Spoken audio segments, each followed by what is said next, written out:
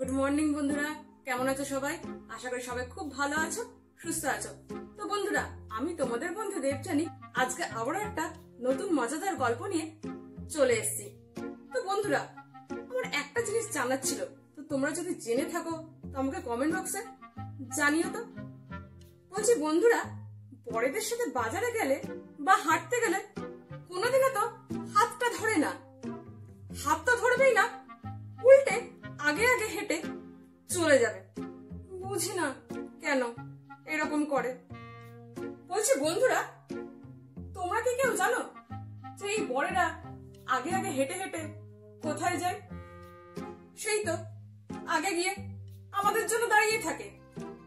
তাহলে আগে আগে হেঁটে যাওয়ার মানেটা কি? তখন দাঁড়িয়েই থাকতে হয় আমাদের জন্য।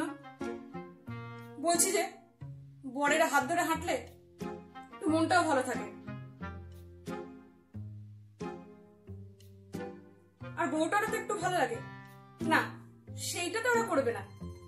বউয়ের কিসে ভালো লাগলো, কিসের খারাপ লাগলো, সেই জিনিসটা বড়েরা বোঝে না।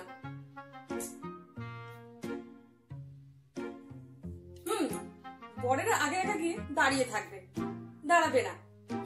কিন্তু হ্যাঁ, তুমি যদি কোনো ছেলের সাথে দাঁড়িয়ে গল্প করো তখন বেটারা ঠিক দাঁড়িয়ে পড়বে, আগে আগে হেঁটে হেঁটে চলে যাবে। এটা কিরকম হয়? এটা কেন? উল্টে আবার কি বলবে? তুমি তো হাঁটতে পারো না, তুমি তো আস্তে আস্তে হাঁটো, এই জন্য তোমার সাথে হাঁটতে যেতে চায় না। আচ্ছা বন্ধুরা, তোমরা একটা কথা বলতে পারবে, এই বড়দের নিয়ে কি করা উচিত?